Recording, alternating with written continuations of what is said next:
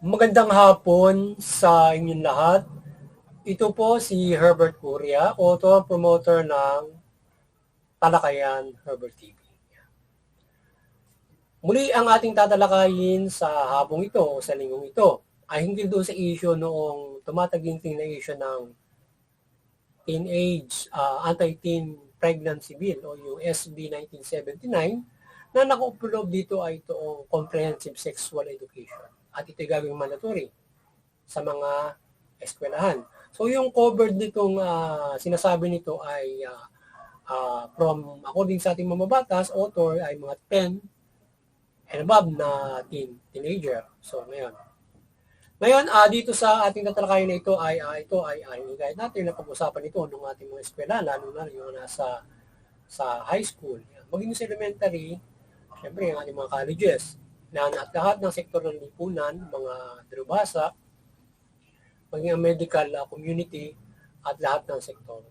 So ngayon sana ay ating talakayin ito at sa ating inisyatibang ito dito sa ating pagtalakay na ito ay tayo ay makatulong sa pagbubukas ng isang mas mahusay na opinyon at puro-puro at mga konsultasyon para isabuhos natin sa pamahalaan sa ating lipunan Pilipino kung paano tayo magkakaisa sa usaping ito ng nais maigabay, maipasa ng ating mambabatas o ng ating pamahalaan para magabayan ng lipunan Pilipino dito sa Anti-Teen Pregnancy Bill on SB 1979. Ngayon ay inuulan ng batikos itong batas na ito. Kanilang tinutulig sa ito dahil sa mga stipulation ito na international standards stipulation. Na kung saan ay yung iba ay akala nga nila may nakalagay doon na may nakapaloob dito na tuturuan ng masturbations yung mga bata. Ngayon ay ito ay syempre inalmahan ng marami, mambabatas, mga maging ating pangulo, simbahan, religious sector at iba't ibang mga sektor ng lipunan. Nadidismaya sila o yung mga nasa families na mga mga organisasyon, sektor na uma-against dito sa batas nito.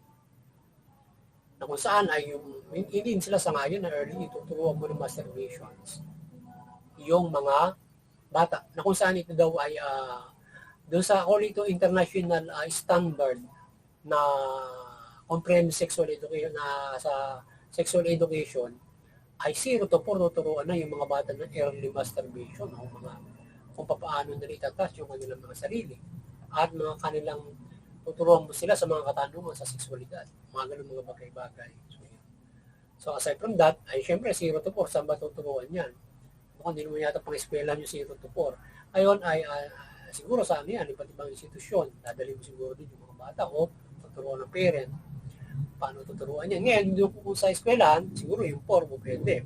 Pero ayon sa ating mambabatas, yung 10 lang, and above, ang tuturuan. So yan. So ngayon ay dapat bang ipasa o hindi itong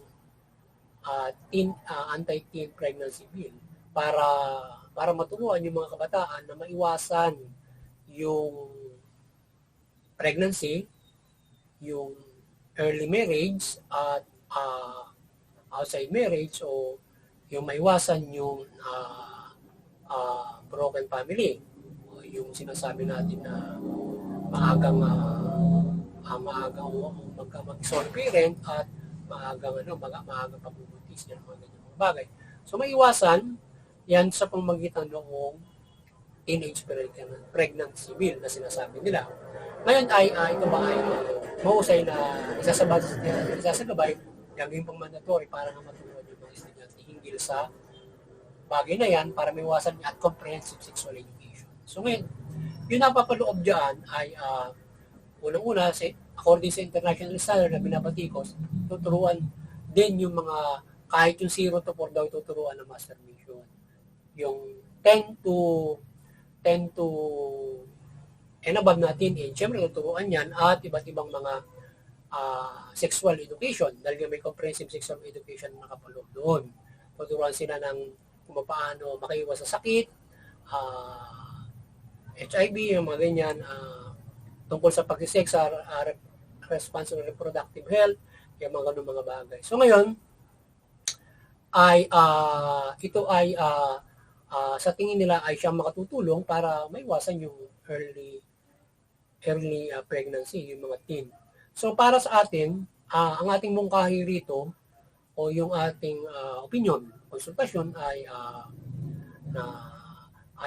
tayo ay sumasang-ayon ay doon sa simbahan, yung kanilang pagtulisa, at saka doon sa mga ilang mga religious sector na hindi tayo sangayon doon sa estipulasyon na international standards.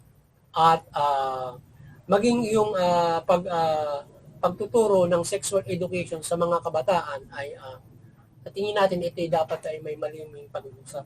O para sa atin ay hindi rin natin pinupunan natin at hindi rin natin sinasang-ayunan na maturuan ng sexual education yung mga kabataan from hanggang 17 o high school, elementary and high school, para maiwasan lamang yung early pregnancy at yung magkaroon tayo at sila matuto ng wastong pakikipagtalik at paano ang gagawin nila sa sarili regarding doon sa pressure na nadidiscover nila sa kanilang sarili, kagaya masturbation, yan, mga bagay, di ba?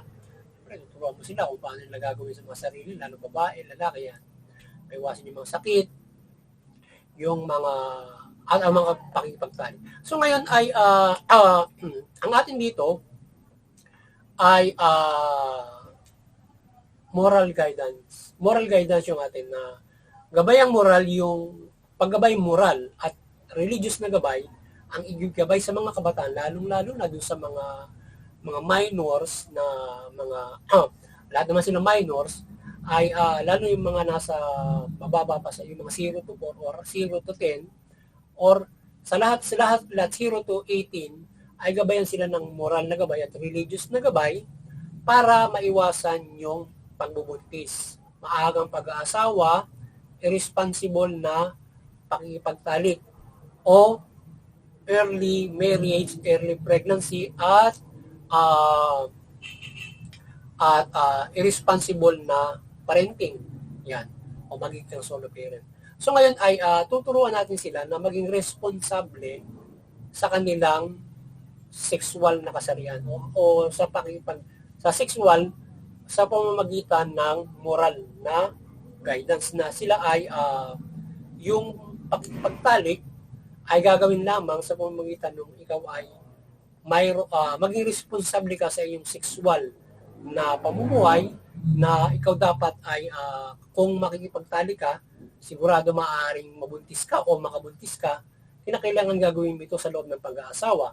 Kinakailangan gagawin mo ito na kung ikaw ay mayroong handa ng ikakabuhay, ibabuhay sa mga bata. Maging responsable ka kung magkakaroon ka ng anak. Di ba? Sa mga ganung mga bagay. Lalong-lalo na kayo ay mga kabataan, wala pa kayong kakayanan para mag-asawa, para i-handle ang mga magkakaanak kayo.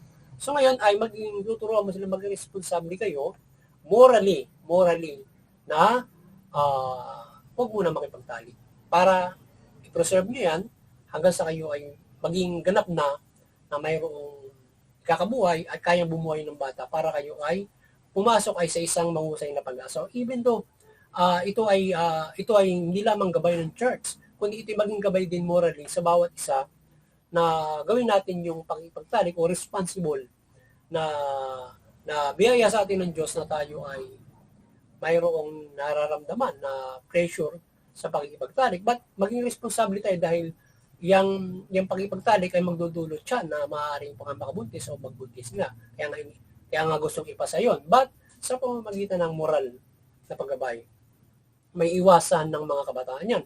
Hindi mo sila tuturuan mismo na makipagtalik o itouch yung mga sarili na para maiwasan yan, or hindi sila magkasakit, or tuturuan mo sila na maiwasan early pregnancy, na halimbawa paano makikipagtalik at paano gagamit ng mga contraception, di ba? O paano ka hindi magkakasakit. So, sa pamamagitan ng moral na pagtuturo mo sa mga kabataan, yung mga minors, 0 to 18 o 0 to 17, dapat sila ay tuturo mo morally ng huwag kayong makipagtalik, matuturo yung kagaya sinabi natin kanina, dapat gawin niya sa pag-aasawa, dapat meron na kayong ikakabuhay. So ano ang pambubuhay mo kung mabuntis ka o mabuntis mo yung babae? Mag-aasawa kayo nila, saan kayo aasa? Mga ganong moral na mga paggabay. Maging responsable kayo sa inyong sexual na sexual na bigay sa atin ng Panginoon Diyos o pakikipagtalik nang hindi ito magbunga ng early pregnancy or maagang pag-aasawa or maging broken, hindi mo pakasalan yung lalaki, magpo-solo parent. So, magiging kawawa yung bata, magiging masisira yung inyong mga buhay sa pamamagitan ng mga pangangaral na ganyan. With the, lalong-lalo na kung may mga maka-spiritual na paggabay, para hindi kayo agad para maiwasan nyo yung pag-iisip ng i-explore nyo yung sexual na pleasure na inyong nararamdaman. Dahil kung hindi na kayo satisfied, kung na-discover na ninyo yung pleasuring ng mga sarili nyo, kagaya ng masturbation, ay maaaring hanapin nyo na ito doon sa pakikipagtalik kung kayo ay mga teen. Ayan. So, nagkakaroon ng exploration para gawin yung mga bagay na yan. But, kinakailangan ay magabayan kayo na maiwasan itong mga bagay na kinakailangan maging responsable kayo sa gift na yan sa inyo. Hindi basta nakararamdam kayo ng kasarapan dyan sa inyong mga gift na yan natin ng banal. Kundi ito ay ginagamit para sa ating reproduction at yung kung anumang kaloob sa ating diyan, yan ay doon na ipinagkakaloob at binibigyan ng biyaya sa loob ng reproduction sa pamamagitan ng sa loob ng pag-aasawa at responsible parenting para tayo ay magkaroon tayo ng mahusay na lipunan. Kasi kung broken ka, parang broken mo rin yung lipunan. Diba? Mga ganun mga bagay. So kaya kawawa yung bata, maging kawawa ka rin bilang bata para ikaw ay, halimbawa, ikaw ay nakipagtalik at nabuntis ka at nag-asawa ka kaagad. So yun yung mga ganyan na gabay sa mga kabataan. Not, mag-condom ka, tuturo mo sa kung paano masturbate, ganito ang gagawin mo, medyo yung pagkukondom at yung halimbawa ibang contraception, lalo na kabataan na tuturo mo sa kung ganun ang nakapaloob diyan sa maaaring ituro sa mga comprehensive sexual education at naka-stimulate diyan ay hindi ito maka-Diyos na turo o gabay kasi yung contraception is labag sa Diyos. Kaya nga tinutulan yung RS bill because of the contraception. So kaya mayroon kasing responsible na reproduction or family planning. Kaya na pwedeng gabayan na nagagabayan ng simbahan, hindi doon sa contraception.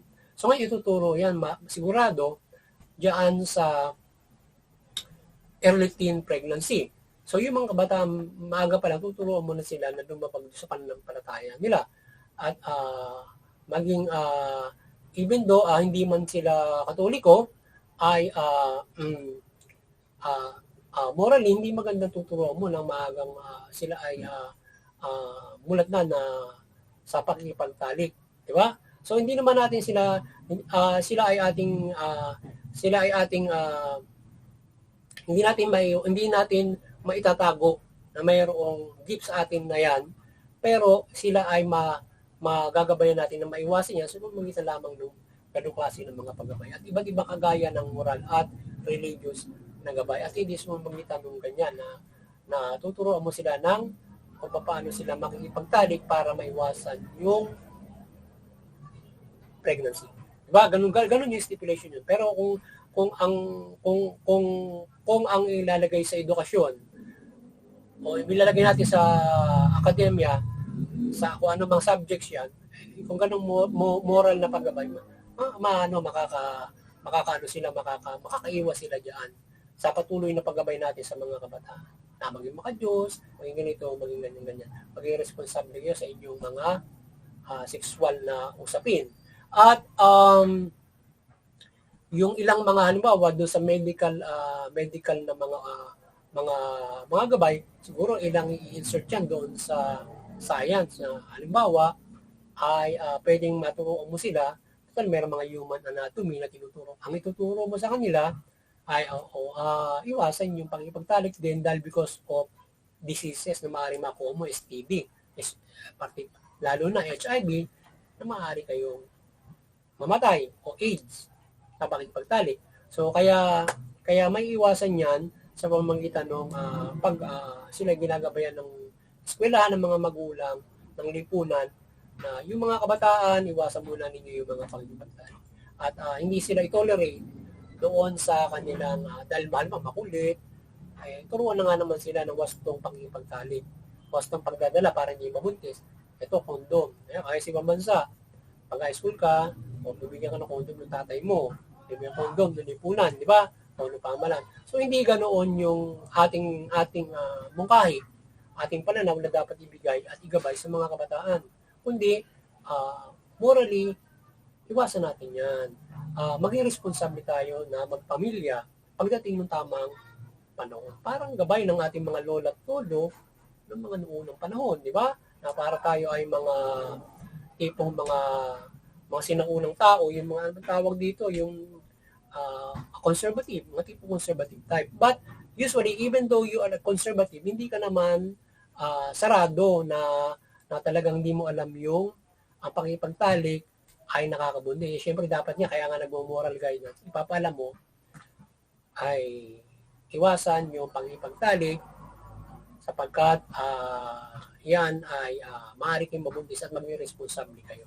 Yan, di ba? So, yan ay yan naman ay syempre casually, syempre yung mga kabataan ay nalalaman na nila sa mga sarili na yan kahit elementary pa. At sa ating lipunan ay hindi na sarado yung ating mga nakakasalamuha ng mga kabataan. Sabi nga, may mga katanungan sa sexualidad. But yun ay kinukontra natin, yung kaalaman sexual ng mga kabataan na hindi nakukuha sa isang formal na kagaya ng teenage anti-teen, kundi sa pamamagitan na yung mga kabataan na may nakakausap na mga matatanda o nakakausap na kapwa-bata, kung ano ang sinasaliksik, ringil dyan, at yun, ganun. Or na-discover nila sa kanilang mga sarili para magtalik sila, o nakapapanood ng mga X-rated film, mga ganun mga bagay, o nakaka-attach sila sa mga ganung klase ng mga adult thing. Diba? So, mga ganun. But, usually ay, kung tutusin nga ay, dapat sila ay maging kung tutusin nga ay, sila dapat ay yung sa pagdating na nung kanilang mga adulthood, doon na nila dapat saliksiking mabuti ang pagtalik sapagkat yun ay kailangan at yun ay responsableng gagawin nila sa loob ng pag-aasawa. Ang pag-alam ng reproductive health education. Yan. Kung kailangan natin sa mga tayo mag-aasawa or tayo ay nakikipagrelasyon. Ngayon ay syempre kahit matanda ka na, hindi lang bata, kinakailangan ikaw ay alam mo at ikaw ay naturuan ng responsableng pagdadala ng iyong sexual na pamumuhay na ikaw ay responsableng mag-aasawa, responsable ka na hindi ka dapat makakabuntis, mga bagay, para hindi ka ganyan-ganyan na mag-aasawa, tatakbuhan mo, ganun mga bagay. So, broken home, or ikaw ay nag-asawa, wala naman kayong pera, so kawawa yung bata kung saan mapupunta, maghihirap kayo, diba? Mga ganun mga bagay. Responsibility o moral responsibility sa usaping sexual, mga gabay ng ganoon, at hindi mo na kailangan turuan kasi na ng mga bagay na mga yung mga teen, yung mga matatanda, dapat talagang equip sila sa ganyan. So tuturuan mo sa lahat ng mga bagay sa adult para sila magkaroon ng mahusay na pagpapamilya. But in the other due sa RH bill, yung contraception na kinukontra ng Katoliko, syempre dahil nga sa o ng religion, dahil nga yung kontra din yung sa pananampalataya kasi yung mga contraception, kagaya ng condom. Meron kasing responsible family planning o maka-adjust na family planning. So, yun lang yung tinututulan. But, in the other hand, ay, yung pagkaalam ng sexual, dapat fully, alam yan dapat, lalong-lalo na yung syempre, yung maaaring magkasakit, yun. Syempre, usual, no? Kinakailangan kung makaka-attend ka ng mga seminar niya, attendan mo yung mga seminar ng mga ganyan-ganyan regarding reproduction, di ba? O yung usaping sexual. Yan. Tayo dapat ay malawak ng kaisipan dyan, 18 and above or 21 and above. Dapat, di ba? Doon tayo nagiging so much responsible. At ituturo natin sa kabataan na sila ay hindi naman natin tuturuan sila makipag-sex. Kundi ipag-iwas sapagkat yung alamin natin kung bakit maging responsable, tuturo mo din maging responsable ng kabataan but not taking condom para di mabuntis but to avoid sex. Yun. Sa kabataan. Ang mga kabataan is to avoid sex. Tayo ng mga matatanda, pwede dapat din i-avoid natin yan kung hindi naman tayo sa pag-aasawa gagawin yan. Usually kasi, syempre, ay ginagawa yan na magkakarelasyon or gusto lang nilang gawin yan dahil sila ay gusto lang ng pressure. Ang problema, yung maaaring mabuo, mag-anak. So, dapat maging responsable yun na yung pag nagkaanak kayo, yan ang problema, di ba? So ngayon, kaya tinuturuan niyo ng contraception dahil para maiwasan. Kung yan ay yung contraception, dapat sa matatanda lang yun na sila yung may alam nun kung ating, kung halimbawa, ipapalaganap yung RH bill. Sa matanda lang yun, hindi dapat sa bata. Kasi nga, yung mga bata, hindi mo dapat turuan mag-condom para makiwas sa pagbubuntis. Kundi, tuturuan mo lang silang umiwas noon. Dapat ganun yun. Siguro, sa ating pagtingin, sa ating pananaw bilang pagtalakay. So yun, sana pag-usapang mabuti ito ng ating lipunan, ng mga kabataan, kung paano haharapin yung mga bagay na yan. Upang tayo ay hindi naman salan. So sabi na yan, pero tayo ay morally marunong na haharapin ang mga bagay na yan. But not just to, lalong-lalo na, tayo ay hindi nagiging maka-Diyos at nagiging na tayong malaswa sa mga bagay na yan. Di ba? So yun, sabagat ayaw ng Diyos nung contraception, ayaw ng Diyos ng kalaswan. So yun, magandang hapon sa inyong lahat at sana nakapagtalakay na naman tayo sa linggong ito hinggil dito sa issue ito ng Anti-Teen Pregnancy Bill o SB 1979. So sana pag-usapan na rin po na kung susuportahan yung batas na yan ng ating mga mambabatas at ito ba dapat suporta maipasa o hindi maipasa, kundi tayo ay gumawin na lamang morally doon sa mga kabataan. So, to pass or not, or babaguhin, mga ganun. Tayo demokrasyang bansa, so sana ay manig yung gabay ng banal na Panginoon Diyos sa atin para sa mabuti nating pamumuhay. Para sa lahat at gabay sa kabataan. Magandang hapon sa inyo lahat.